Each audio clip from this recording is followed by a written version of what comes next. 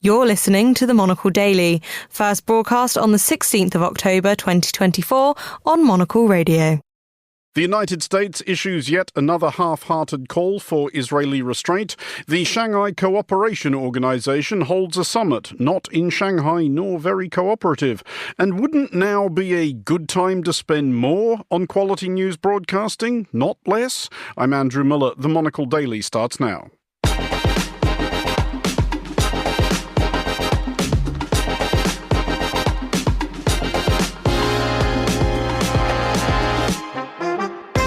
Hello and welcome to the Monocle Daily, coming to you from our studios here at Midori House in London. I'm Andrew Muller. My guests Bill Hayton and Latika Burke will discuss the day's big stories, and we'll meet animation legend Chris Sanders ahead of the release of his new film, The Wild Robot. Stay tuned, all that and more coming up right here on the Monocle Daily.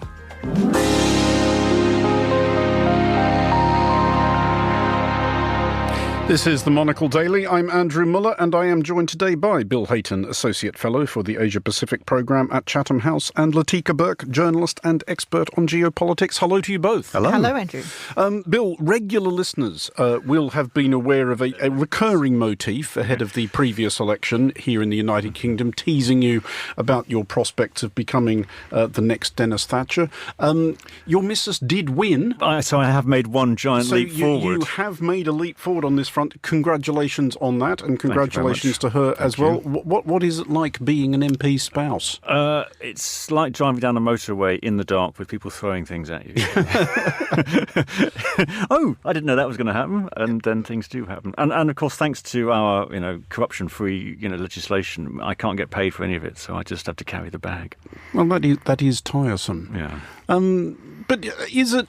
Have you been obliged as yet yourself to turn up at any public events and take an interest in large marrows? Yeah, exactly. Allotments, a favourite of mine. I have actually done an allotment. But yeah, autumn, of course, is the season for these sort of, ceremonies, Remembrance Sundays, all the rest of it. So yes, I will be dressing up, nodding, smiling, saying, pleased to meet you. Excellent. We look forward to pictures of you standing next to gargantuan pumpkins. Latika, you have recently been in the same room as the former Speaker of the US House of Representatives. Yes, Nancy Pelosi was here in London on Monday, Andrew, at Chatham House, and gave a really interesting talk straight out in a hot pink power pantsuit with matching hot pink pumps. Not many 84-year-olds can get away with that. No, so she really did bring it. And it was one of the few Chatham House events I've been to where the room burst into spontaneous applause as she just walked out onto the stage, didn't even say a word.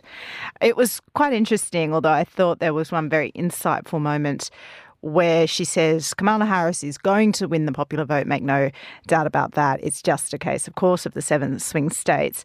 And then when pressed on, well, hang on, if all the things you say about, she calls him what's his name, she refuses to call Donald Trump by name, remembering, of course, that her own husband was attacked in their family home by a far-right conspiracy theorist. And she's pressed on this and asked, well, if all these things you say about what's his name are so bad, why is he appealing to so many Americans who look poised to vote him into office again? And she just says, I can't understand it. And I really did think that might be the Democrats' problem. Well, we will be starting sort of with the United States, and particularly with its relationship with the Middle East, and with the continuing but as yet incomplete evaporation of the United States' patience with Israel. The latest attempt by Washington to pin at least one arm behind Israel's back is a threat to withdraw some military assistance if Israel does not, sometime in the next month, make some sort of effort to allow more humanitarian aid into Gaza. The ultimatum has been delivered by the medium of a letter signed by US Secretary of State Anthony Blinken and Secretary of Defense Lloyd Austin. The letter notes that 1.7 million Gazans, i.e. nearly the entire pre-war population of the Strip, has been forced into a tiny area with woefully insufficient food, cover and sanitation, and correspondingly large risk of disease. Latika, does this, though, seem like another hedge? Pointedly, this letter is not signed President Joe Biden. Yes, although I think it is the most serious threat to date that we've seen from the Biden administration to Israel. So I do think it is a more serious and significant warning than perhaps some of the tut-tutting and explanations and demands that we've seen previously. Whether or not it makes any difference is, of course, the question. And we are just weeks away from a massive vote, as we were discussing earlier, that will determine the course of that war for sure.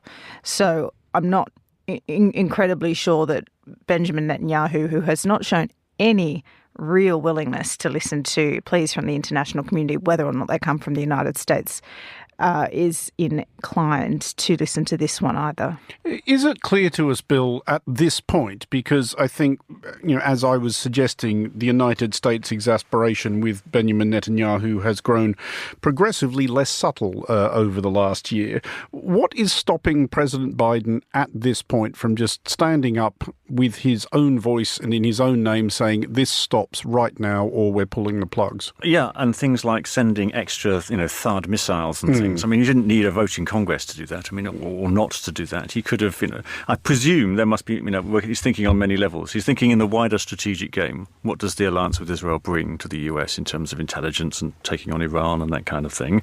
And he's thinking about the domestic vote, which historically, a defence of Israel has been important for Democrats. But obviously Kamala Harris is leaning in a slightly different way, and there are certainly signs of the Democratic base splitting on this particular issue. But maybe he's just thinking about certain key demographics in certain key states. But yeah, I mean, it seems to me if you really did want to reign, if the United States really did want to reign in Israel now, it could do a lot more than, write a letter about something that might happen in 30 days' time. The 30 days thing as well, Latika, I mean, as you point out, there is a presidential election coming up inside that 30 days, but Biden will still be president in 30 days. His successor isn't sworn in for a couple more months. Does that time limit make any sense, or is he actually trying to kick this tin towards the next president? I think both things are probably a bit true. I do think electoral politics in the state of Michigan is absolutely playing into this, and this is such a problem for Western governments right around the world, not least the United States, which is the next one to face an election. I do think also, though, if he is a lame duck president and cutting off support to Israel in a situation where it's Donald Trump who's been elected, that's probably an intolerable scenario, and everyone knows that. So I can't see that necessarily playing out, because the Trump administration, I mean, depending on, of course, as is always the caveat with Trump, depending on who he makes his national security advisor, his secretary of defense and his secretary of state, there will be people around Trump saying, let Israel go for broke, let them absolutely go for Iran. And they will not only be cheering Israel on, they'll be supporting Israel to do that. So it really could be a very, very dramatically different outcome in that by the time that letter's warning time has ceased. I mean, there is much in this letter, Bill, for readers of diplomatic runes, but does it give us any sense of what the difference may be now and may have been over the last year in terms of public versus private diplomacy on this? I mean, I don't think it's any great secret that there's not a tremendous personal relationship between Joe Biden and Benjamin Netanyahu. Do you think the gap between the public support and the private antagonisms is narrowing? Yes, I mean, I think probably, from the beginning, the White House agreed with, the war aim of eliminating Hamas, for example. I mean, I don't think they had any problem with that, but do it in a way that doesn't involve, killing 40,000 people and destroying, almost the entire Gaza Strip in such a way as, it embarrasses the United States everywhere else in the world. Whenever they go to, Southeast Asia or whatever and start talking about rules-based order or blah, blah, blah, blah, blah, people in Indonesia and Malaysia and wherever else just stand up and say, well, what are you doing about Israel? And it's breaking of the rules. So I think they have to look like they're doing something. I totally agree with that, Bill. And one thing I'll add from what Nancy Pelosi said this week, which I think does inform a lot of this, is she says Benjamin Netanyahu has never wanted peace in the Middle East. There's no two-state solution that's possible with him in place. Now, I think we all know that, but to hear her say that as though that is the conclusion, which of course it is, of the US administration as currently is, does set up a different tension or dilemma for if it's a future Trump administration. Because ultimately, even if Israel does succeed in doing something to smack Iran seriously, you cannot have a situation for the rest of the world where the Palestine question is not dealt with. It has reached such a point now that governments cannot look their own citizens in the eye and say we did nothing to get a two-state solution across the line. And is that, but just before we move on, Bill, it's not been easy to be optimistic about the prospects of the Middle East over the last year, but there have been people clinging to some sense that maybe this, awful though it has been, awful though it is, especially for people on the receiving end of Israel's vengeance, that this might be the circuit breaker. This might be the moment at which there is a kind of understanding that the future cannot be like this. We will have to think of something else. Are there any grounds for optimism that something new and much better could be built on top of the ruins? Can't really see it. I mean, who's going to deliver it, really? And from a Palestinian perspective, I don't see a kind of credible leadership that's going to be able to bring this solution. I can't see a Lebanon that's going to, take a new approach. I guess, if the stakes keep getting raised higher and higher, if Israel gets more and more mired in Lebanon, for example, at what point are they going to turn around, or the Americans going to turn around and say, okay, are we going to get to a sort of too big to fail sort of situation on that sense? I mean, and then I guess, it becomes, potentially, and there might be a lot of other things going on at the same time, Iran, Russia, China, North Korea. I mean, who knows what else might be happening this time next year. Well, to Islamabad now, where the closing night party of the Shanghai Cooperation Organisation summit should be well underway. The Shanghai Cooperation Organisation, or SCO, is not quite a counterpoint to NATO. It does not have a mutual defence obligation, but its membership of 10 countries does include quite a lot of the ones NATO thinks most about: Russia, Belarus, China, Iran, plus India and Pakistan, and the Central Asian stands. Headlines of this summit were the first visit to Pakistan by a Chinese premier in more than a decade, and an appearance by Indian Foreign Minister S. Jaishankar, who was not necessarily in friend-winning mode. Bill, first of all, I mean, obviously, I think Jaishankar was probably confident of getting back out alive, but nonetheless, to go to Islamabad, stand on a stage with Pakistani Prime Minister Shehbaz Sharif, and go in quite hard on, as he put it, the three evils of terrorism, extremism and separatism. I don't think he was pointing a finger literally, but he was pointing a finger metaphorically. Which is quite interesting, because those are the three things that China talks about as well: terrorism, separatism. So, I mean, I think when a lot of us not in the region think about the Shanghai Cooperation Organisation, we think of it as a rather sort of abstract and pointless talking shop. But I think it does do an important job of shaping a consensus among these states.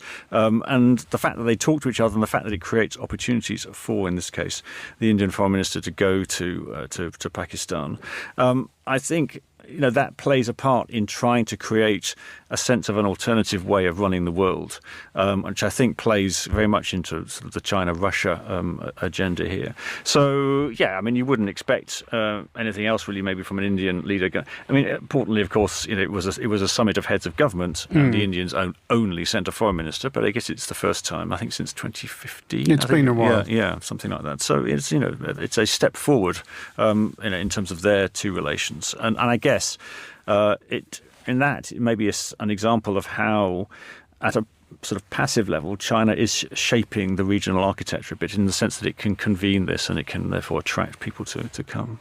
I mean, Latika, is there here possibly the coalescing of something coherent in terms of a counterpoint to NATO, or are there too many internal rivalries within this organisation? I mean, in India and Pakistan, that's one of the big ones. Russia and China sort of get on all right at the moment, but not always.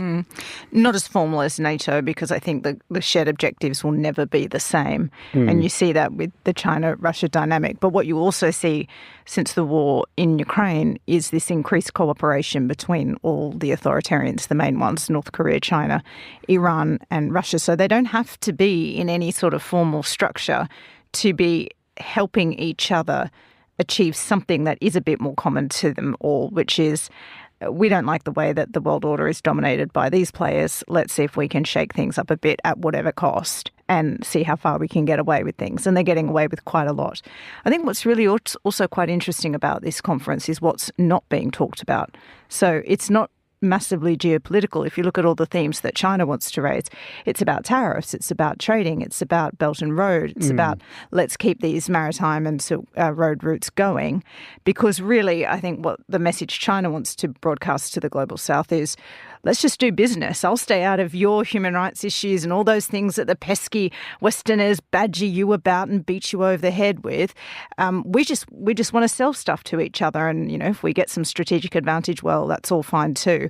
And so that's where I think we do have trouble, because that is a very compelling sell to the non-West. I mean, on the subject of those rivalries within the organisation, I mean, S. Jaishankar again, Bill, who clearly went to Islamabad thinking I might as well make the most of it, not sure when you'll be asked back, etc. Also teed off massively at the Belt and Road Initiative. This is China's grand scheme for linking the entire world to its own economic devices. Really not pleased about it, really not impressed, and I'm not sure whether him saying so in this company will make any difference, but he said it. Yeah, I mean, there's a couple of things. There's a specific thing, which is that the route, the China-Pakistan route, goes through this little place called Kashmir that you may have heard of, and that India takes a great exception to that. And of course, India and China have their border dispute in the Himalayas. But I think it's also about who's setting the rules, and in India feeling rather left out that China has been able to make all the running here, and that Belt and Road, and India's attempts to work with Japan on I've forgotten its name now, the Japan-India-Africa Trade Corridor or whatever. Something equally snappy. Yeah, yes. Things like that have just not taken off, where somehow China's branding has dominated the world, and when we all talk about China, we don't talk about India's attempts. I mean, India has had a look east and then an act east policy, but there hasn't really been much acting, that's for sure. I just wanted to go back finally on this one, Latika, to what you were saying earlier about this idea of what is appealing to an organisation in which no one's yelling at you about human rights or similar things. But does an organisation like this, or an alliance like this, if that is indeed what it is it able to keep up with the West in terms of having an idea to sell? Because NATO is very keen on stressing its values, as is the EU, as is the Western sphere generally. We know what that means: democracy, liberalism, free markets, etc. And it is kind of popular rather, when you look at which way in the world refugees and immigrants travel. Nobody is taking a great risk to row a small boat to Iran. Is that always going to be where they're behind? Yes and no, but I think the politics of international grievance are very strong amongst the global south, and of course with a lot of merit. But I wouldn't underestimate how strongly the countries will use this to continue upsetting the order that they feel has disadvantaged them, continues to disadvantage them, and they may even be slightly opportunistic in seeing what continually going on and down this track, and playing both sides may extract for them. The other thing I would say about India here is I'm very pleased to see Jaishankar there, actually, and I would not rule out India playing a bit of a spoiler role here.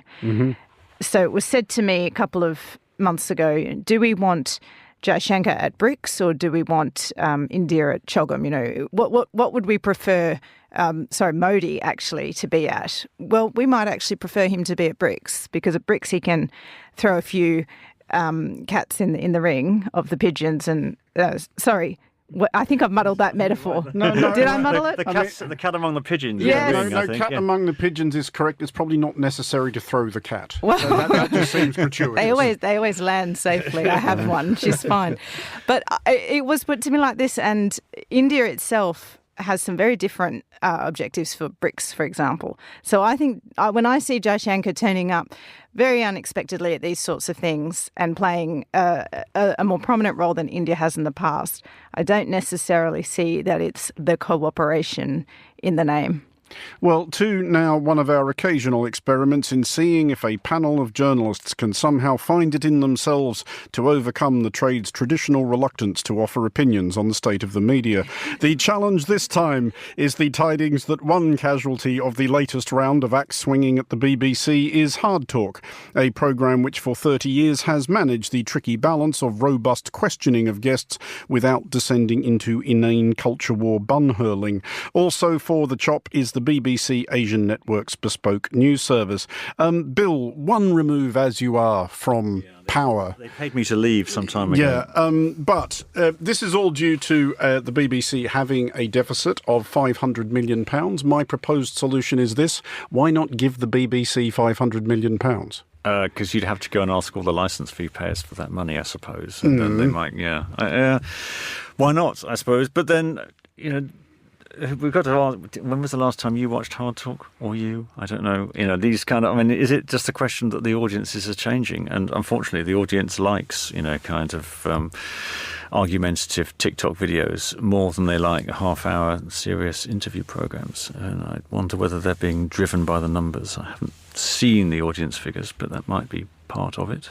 This is the perpetual dilemma, though, Latika, I guess, of publicly funded broadcasters. On the one hand, yes, they are responsible to the people who fund them, whether they like it or not. But on the other, is there not an argument that their job should be doing all the stuff that the commercial networks won't or can't? Yes, but I don't necessarily think that Hard Talk falls into that category. I agree with you, Bill. I have not watched Hard Talk, as splendid a program as it is, for years, because it's just not what we do anymore. If we do watch long-form interviews or listen to them, they're more likely to be on podcasts, such as Foreign Desk, which I listen to every week. Well, who doesn't? So I do think it's one thing of audience shifting. But that's not to say your prior point is not correct. It's 100% correct. The BBC is absolutely going through senior editorial staff, replacing them with younger staff. It's leading to a drop in quality. Everybody can see it. Everyone knows it. And anyone inside the BBC will tell you that. And where I think this is a mistake and where the government should step in is the BBC is probably one of the few soft meets hard power things that Britain has left. Absolutely. And it is striking now that when I travel overseas, it's one of the last channels to come up on your hotel list. CTGN is there. You have so many, Al Jazz, you have state TVs funded by non-democratic countries that are just flooding the market now, and they do a good job. And so the BBC really... do a good job of advancing their own country. Yes, they do, yes. And that's the point. But the BBC has always had this above their own country ability, and everybody still, I think, does trust the BBC to an extent.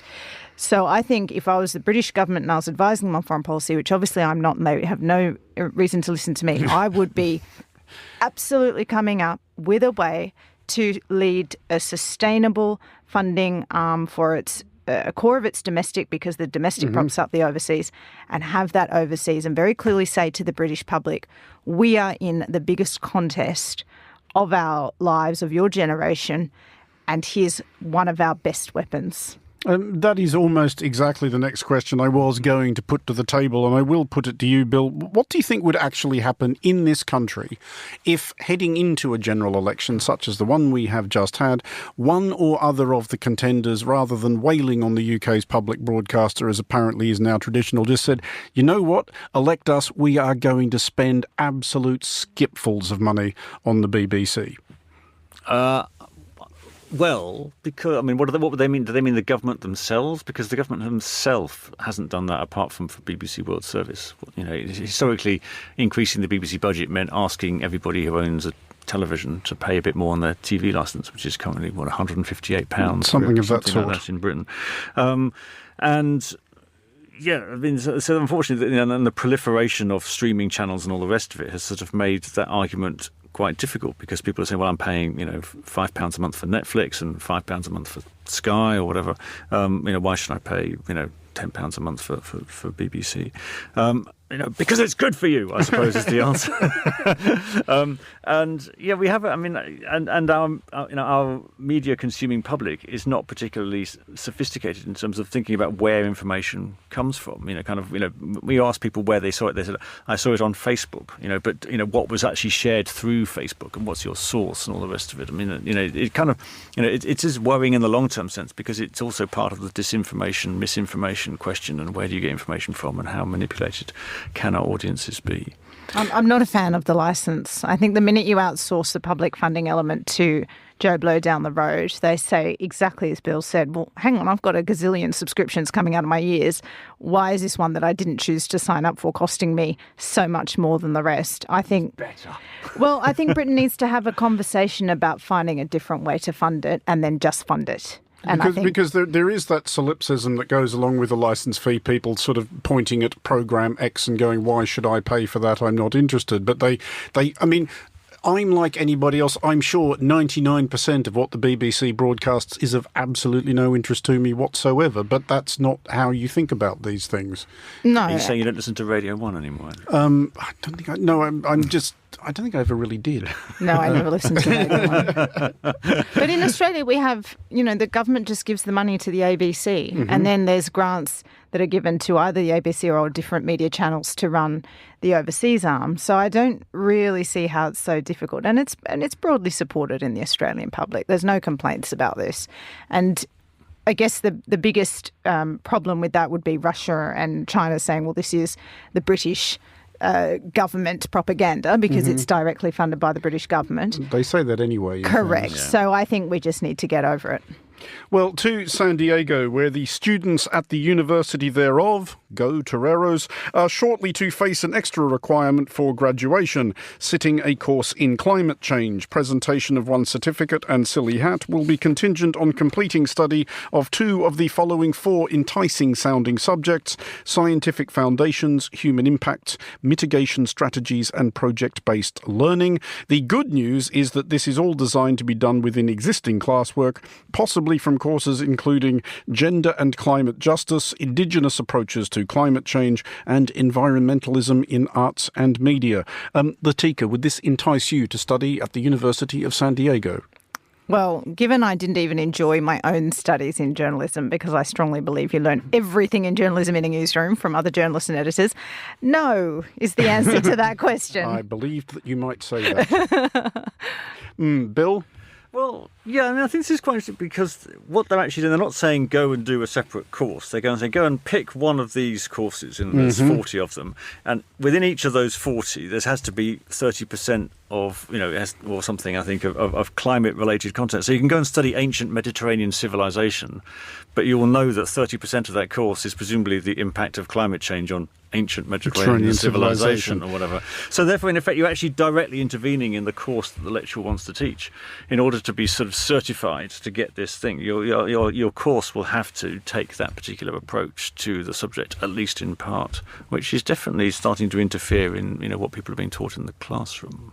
See, Latika, I'm not, to be clear, remotely sceptical about climate change in itself. I am somewhat sceptical about this approach, possibly because I'm of a generation who can remember earnest teachers of a certain stripe turning literally every single course they taught you into doom-laden warnings about our imminent incineration in an atomic apocalypse. Oh, wow, you're much older than I realised. Okay.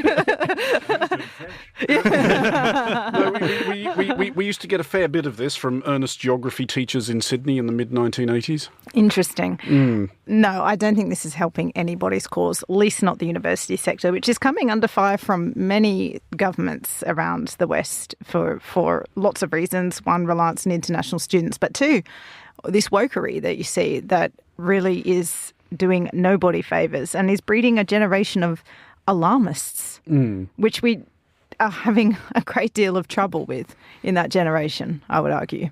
Well, just finally, I did want to ask you each then, what would you make people study as a condition of their graduation? Surely 1980s electro-pop music.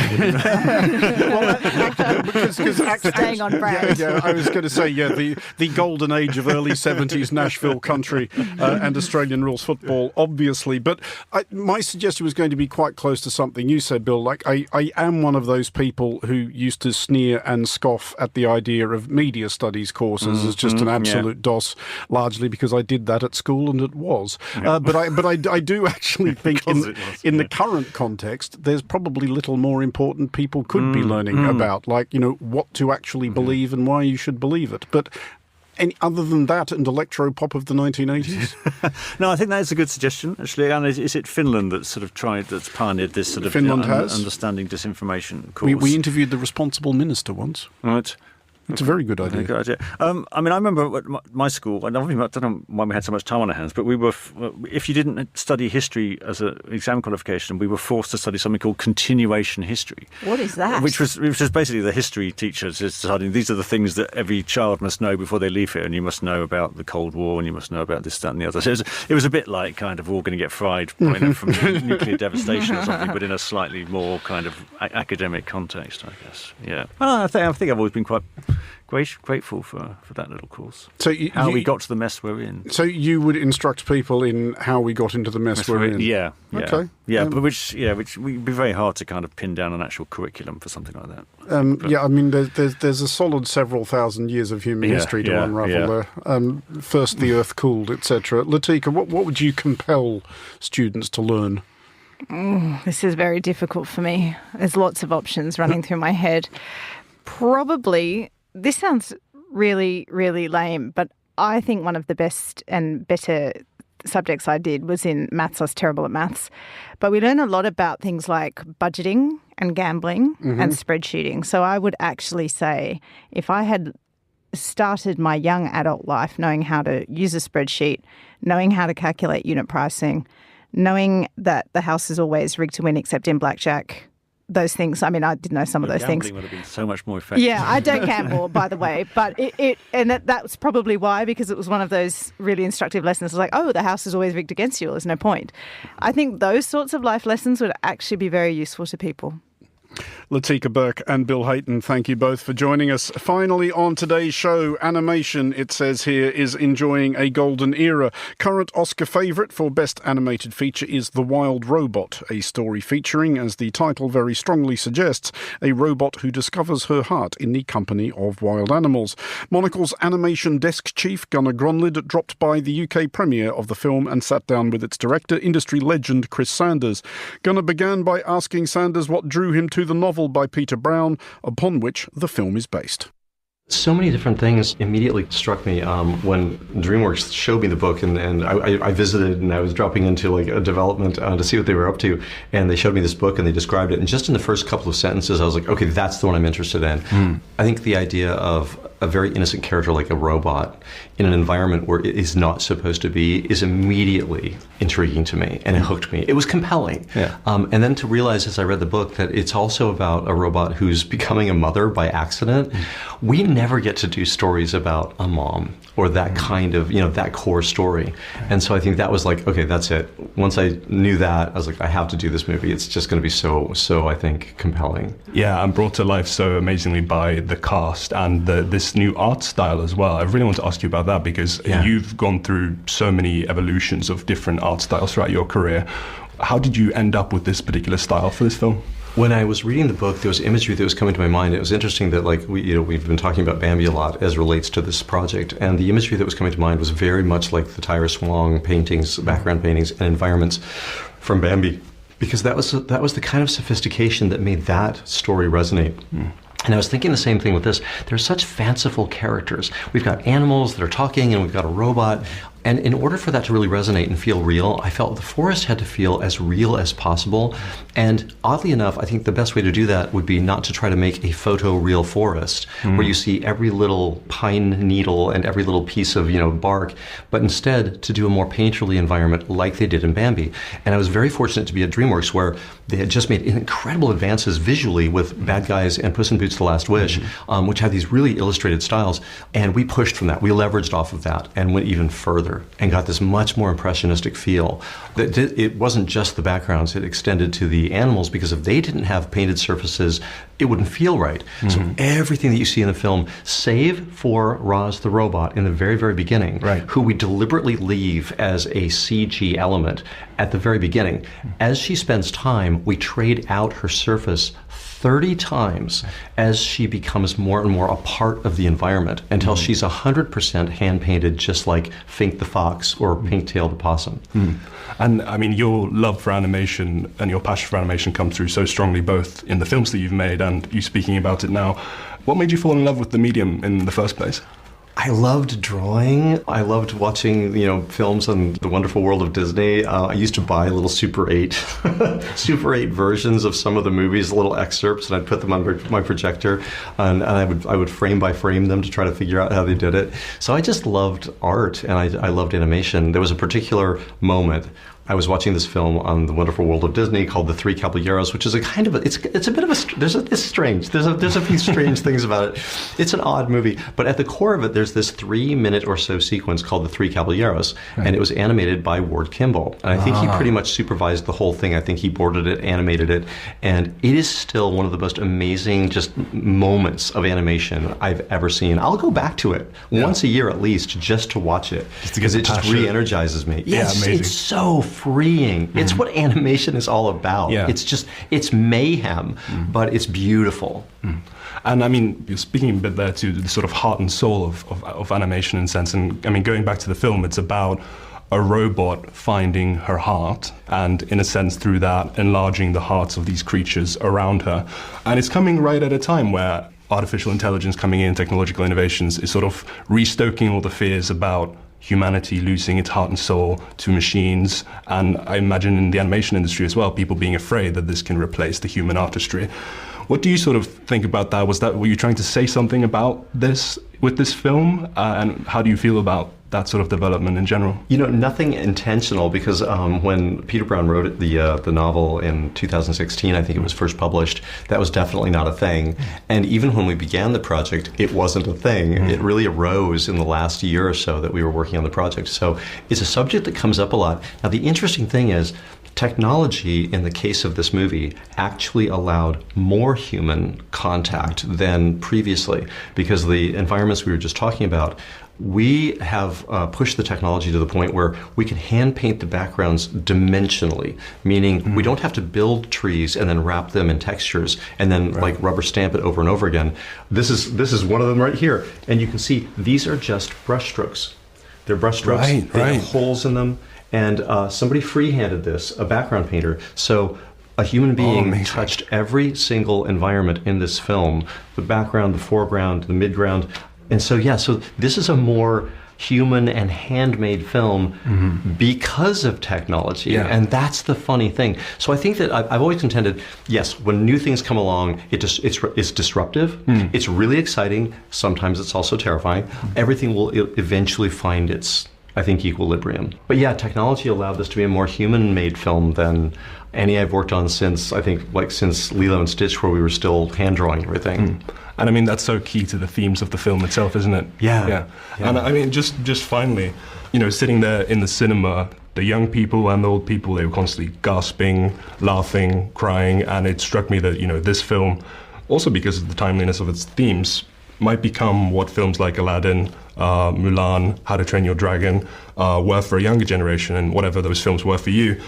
How does that sort of feel to sit in the cinema and realize that it might be one of those films, and how important is that for you and your team when you've poured so much heart and soul into what you've made? It's something I felt the very first time I got to work on a movie, and I was just storyboarding, and when that logo came up for the company, I suddenly felt like I maybe should have done more. Because I tried my hardest, and I thought I would have tried harder if I had a chance. So there's so much heart and soul that gets poured into these things, and everybody that makes them is very, very serious about it and very sincere. So I don't think rewarding is even the right word for it, but it's important. I think to everyone that works on these, it means something. I think the reason these things look as good as they do, especially this movie, is because people really fell in love with it and went beyond what they needed to do because they fell in love with it. So it means a lot.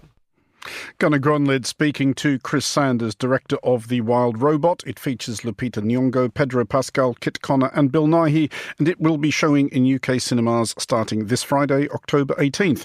That's all for this edition of The Daily. Thanks to our panellists today, Bill Hayton and Latika Burke. The show was produced by Monica Lillis and researched by Simon Jumani. Our sound engineer was Lily Austin. I'm Andrew Muller here in London. The Daily is back at the same time tomorrow. Thanks for listening.